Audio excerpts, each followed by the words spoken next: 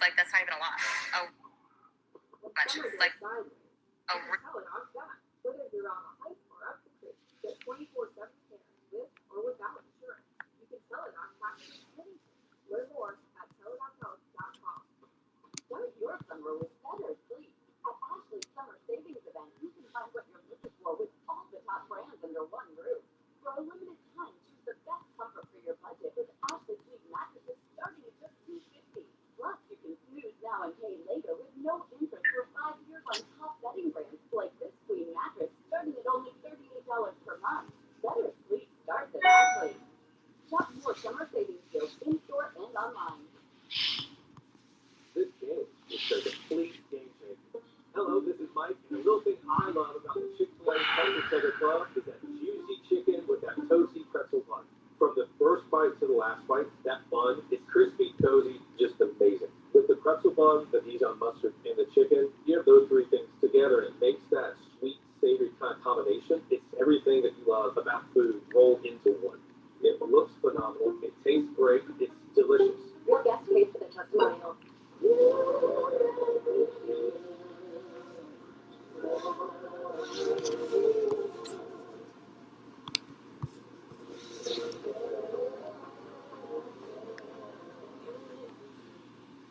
Are you ready to give your vehicle the protection it deserves?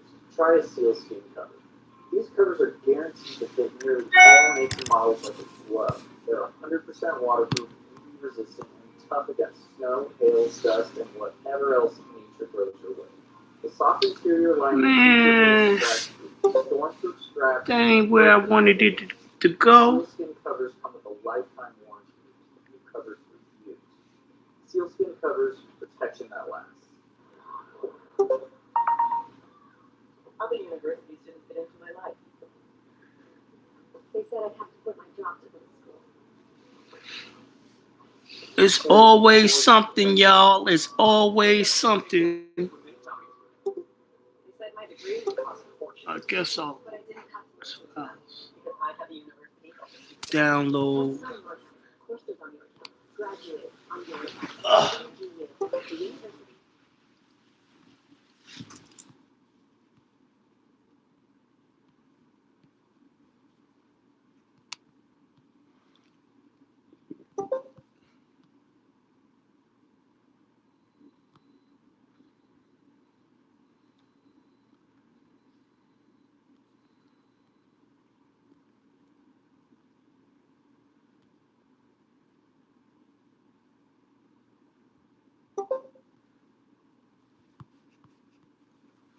It's not in the downloads. Damn, I don't know why I closed that bitch out.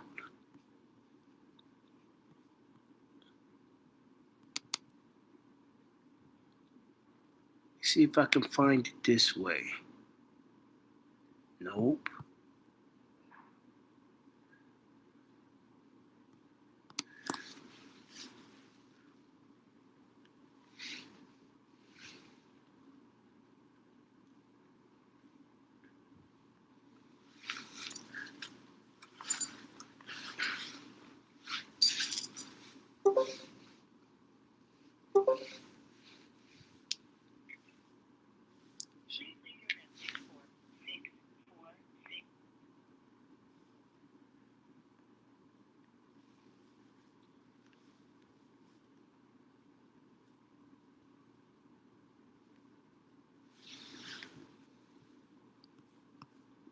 please leave your message for 6.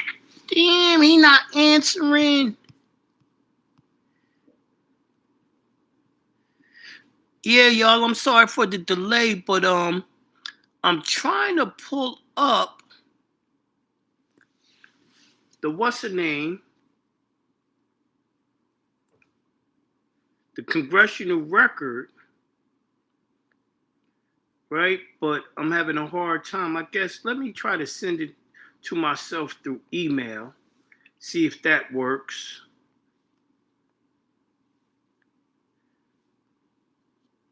Send.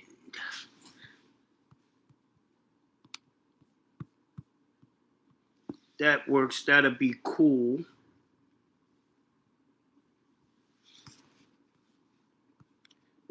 Yep, it worked. This old ass nigga getting kind of good with this internet shit, bro. I'll be having to figure shit out. Trying to get back to where I left off reading the other day.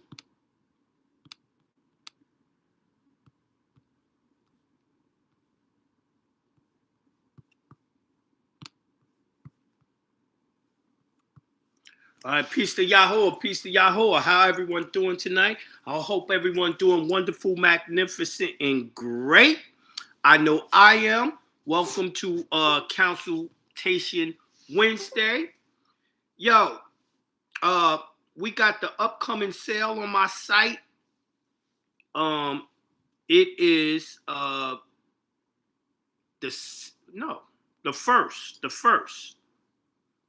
the first of September. Everything's 50% off. Now, because of what I've been talking about lately with the executor and also the 14th Amendment, they've been trying to block y'all from going to my site. So, all you have to do if you're having a hard time getting to my site is to actually use a different search engine. You can use Bing, you can use DuckDuckGo, and you'll have no problem getting to jonahbay.com, right? Also, I'm trying to check right now to see if my son put up the flyer for the executor class. I believe he put it up already. Let's find out. Yeah, it's up there. You can now buy your tickets for the part 1 of 5 of the executorship to control the straw man. It's a class. Executorship to control the straw man. And y'all gonna learn some dope shit. Some real dope shit. You know what I mean? Let me give you an example. Let me give you an example right now. This is coming from a government publication. And just where to show y'all where I'm taking y'all.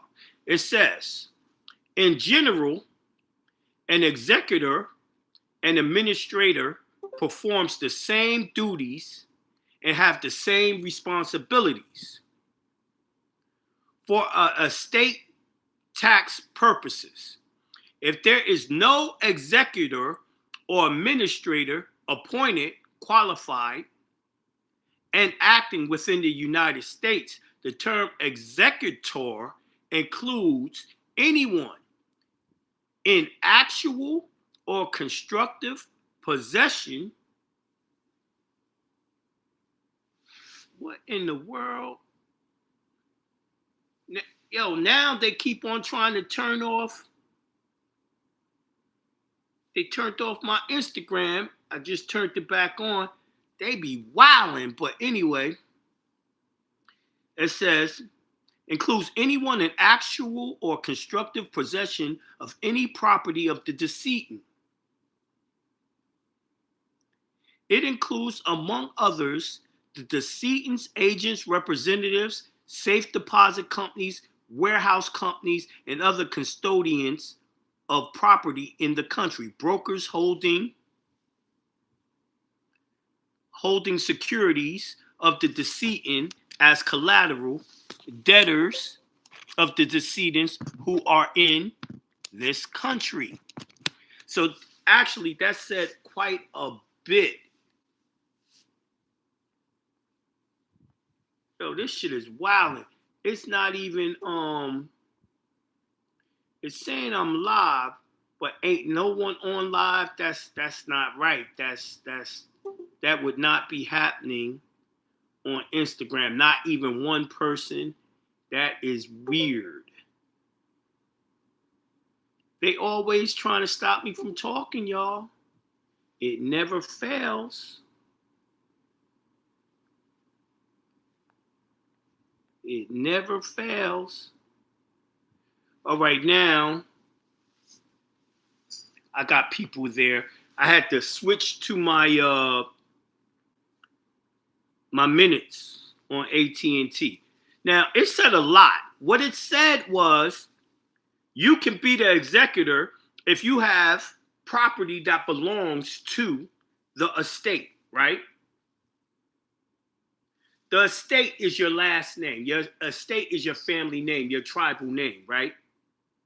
Now, your name is Jonah and your middle initial, right?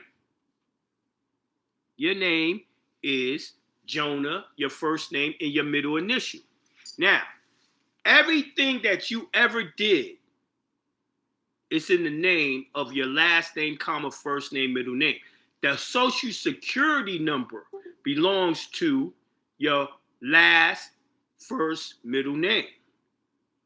So, if you have let's say your school diploma, you graduated from college, whatever, all that, your license, insurance, all of that. It's really in the name Scott, comma, Jonah John. The social belongs to Scott, comma, Jonah John. But Jonah, it says first, middle, last on the actual document. That's because y'all ain't realizing what trust law is. Trust law. In trust law, an authorized representative acts as if it's the actual owner. So the authorized representative, everything will be in its name because it looks like he's the owner, but he's not. Okay, I know what you're saying. You're probably saying, well, Jonah, you just saying that. But before I start proving that to you, it says, among others, the executor controls safe deposit companies, warehouse, and all types of securities of the decedent's collateral. Every time y'all did an actual application, the application became a security and it became collateral. See, what they've been doing, a lot of people are talking about contract law. A lot of people are talking about contract law. We're not in contracts. We're in trust. We're in trust. Everything we do in the public is trust, right? So what's been happening is they use that application to get money out of the estate, and it becomes collateral, right? So that's how that works. So everything you ever did has always been under the estate, which is your last name, comma, first name. Now, it says duties. Let me show you something.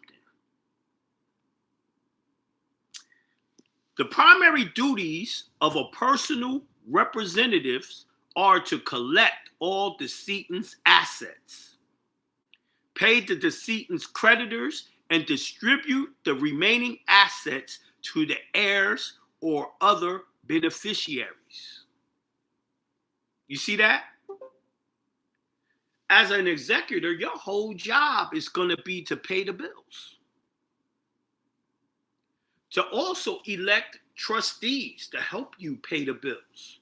But the difference is, as the executor, those trustees have to do what you tell them to do. Right? Your job is also to pay the creditors. How do you pay the creditors?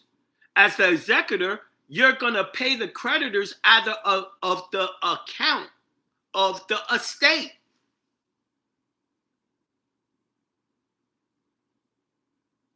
Right? A lot of people trying to bite my swagger.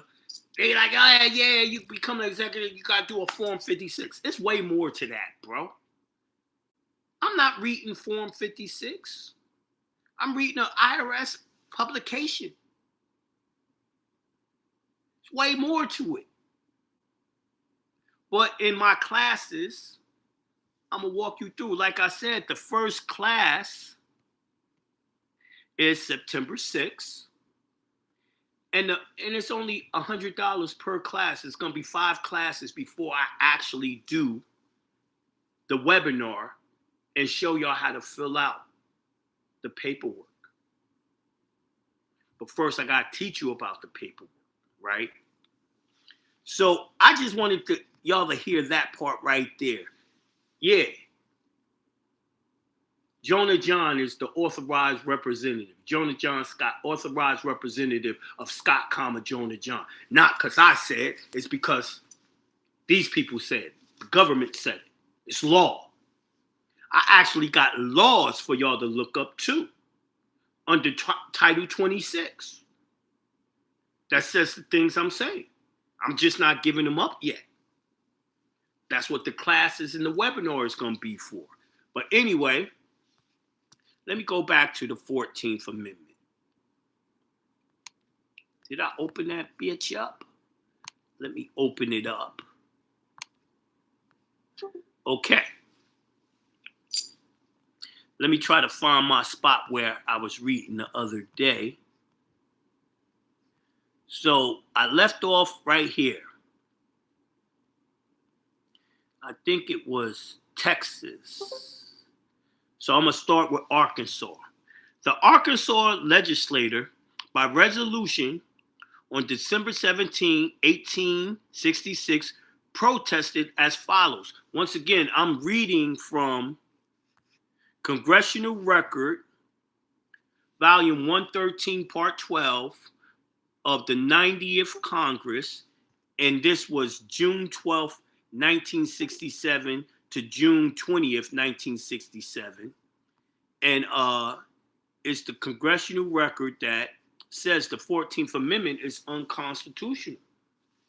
It's never been properly ratified. Just in case y'all didn't know where I was picking up from, I'm going to let y'all know.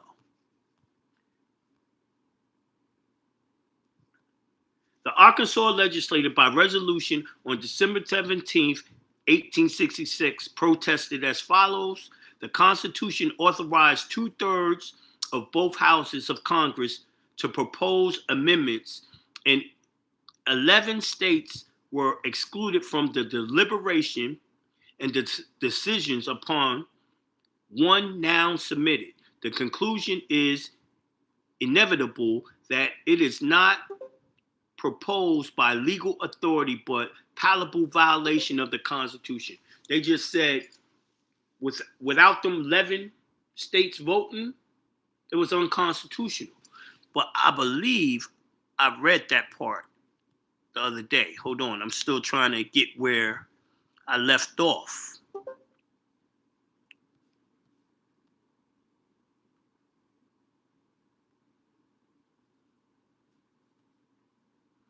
So first, I'm gonna